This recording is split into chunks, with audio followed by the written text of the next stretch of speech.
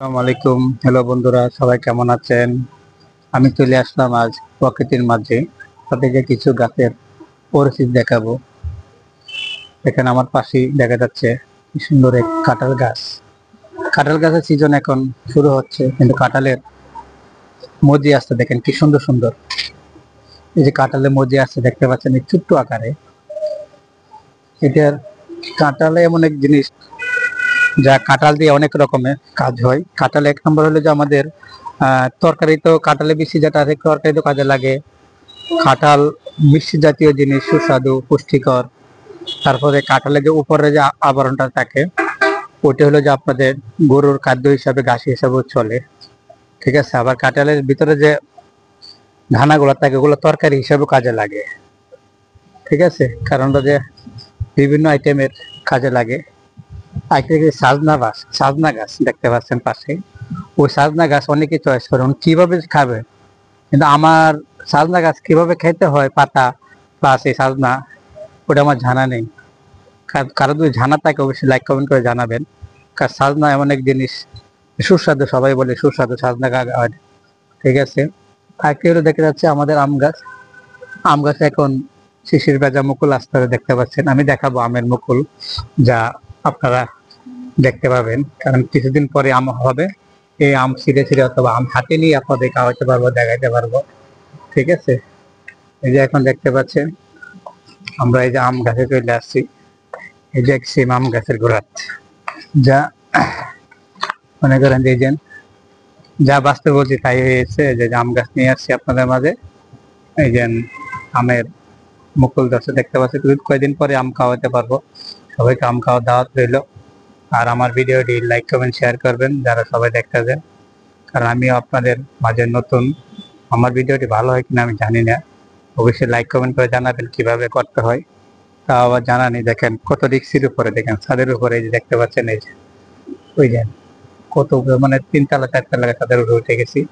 বিশেষ করে শুধু আপনাদেরকে আম গাছের যে পরিচর্যা, যেটা ওটা দেখানোর জন্য আর কি মূলত। এই দেখতে পাচ্ছেন এই যে আমের মুকুল।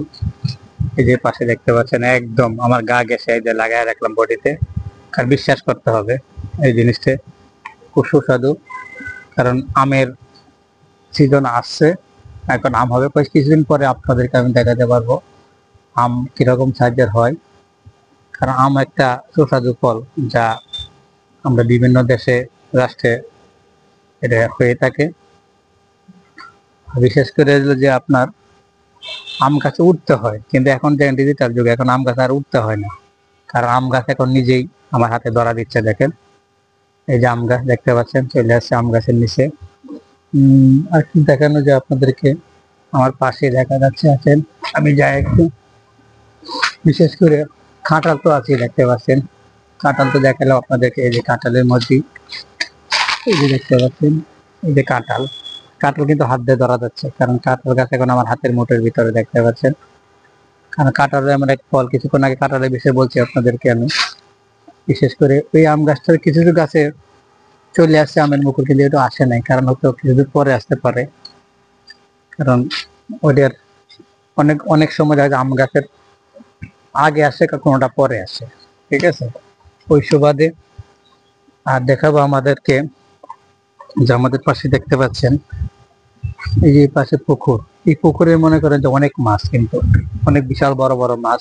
যে মাছ মনে করেন আমরা হাতে ধরে থাকি, কিন্তু ওই মাছ গভীরতা এত এই পুকুরে, যা বলে বোঝানো যাবে না। অনেক বড় বড় মাছ। আমি ওই মাছের দৃশ্য আপনাকে দেখাবো আমার নেক্সট ভিডিওতে। যারা আমার সাথে থাকবেন অবশ্যই দেখতে পাবেন পুকুরের যে মাছ আছে।